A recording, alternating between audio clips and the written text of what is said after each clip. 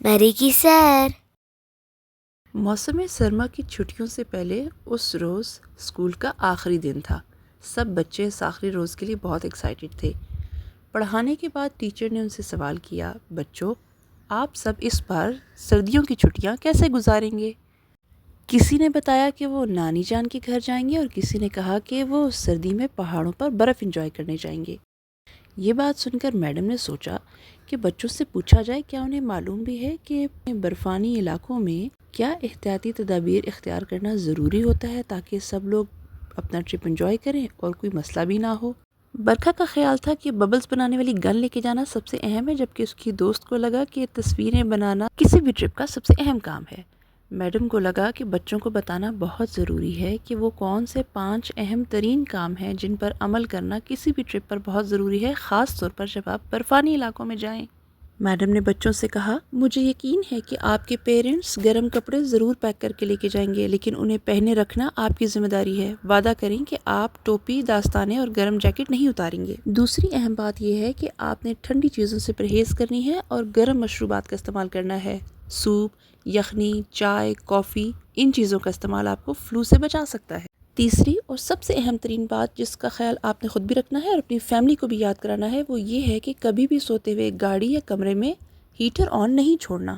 برکھا اور اس کے class fellows کو سمجھ نہیں آئی کہ آخر یہ اتنی چھوٹی سی بات میڈم کو اتنی اہم کیوں لگ رہی ہے۔ انہوں نے ٹیچر سے پوچھ ہی لیا۔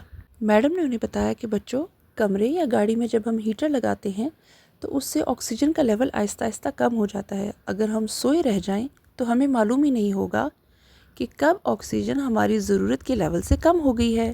اس طرح اگر آکسیجن بہت ہی خطرناک لیول تک گر جائے تو انسانی جان کا نقصان بھی ہو سکتا ہے، اس لیے کبھی بھی سوتے ہوئے ہیٹر آن نہیں چھوڑنا۔ بہت ہی اہم ترین بات جو ٹیچر نے ان کو بتائی وہ یہ تھی کہ پھسلن والی جگہ پر یعنی سلپری جگہ پر بہت احتیاط سے چلنا ہے یا گاڑی چلانی ہے۔ اپنی سپیڈ کم کر لینی ہے اور بالکل بھی جلدی نہیں کرنی۔ خصوصاً گاڑی کے ٹائر پر اگر زنجیر باندھ لی جائے تو پھسلن والی روڈ پر گاڑی چلانا آسان ہو جاتا ہے۔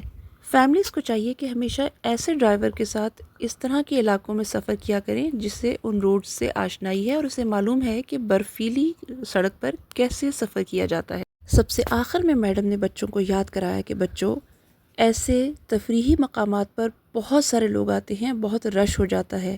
آپ نے لازمی اپنے پیرنٹس کے ساتھ رہنا ہے۔ آپ نے کسی اسٹرینجر سے کوئی چیز ایکسیپٹ نہیں کرنی، اور اگر کوئی اسٹرینجر آپ کو زبردستی کچھ دینے کی کوشش کرے یا اپنے ساتھ چلنے کے لیے کہے تو اس بات کو اپنے والدین کے علم میں ضرور لے کر آئیں۔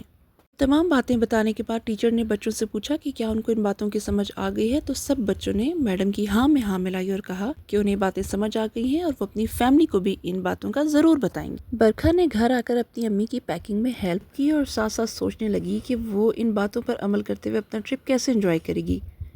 اس کا بھائی زین بھی کچھ اسی طرح کی سوچوں میں مگن تھا کہ اس نے اپنے برف کے ٹرپ کو کیسے انجوائے کرنا ہے، اور ابو جان کی ساری فکر اس بات سے متعلق تھی کہ جب جب انہیں فیول کی ضرورت ہو تو گیس اسٹیشن ان کو آسانی سے مل جائے۔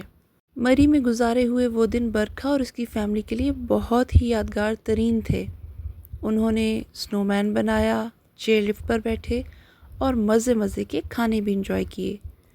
اسے امید ہے کہ ان احتیاطی تدابیر پر عمل کر کے جو بھی مری جائے گا اس کا ٹرپ ہمیشہ یادگار رہے گا۔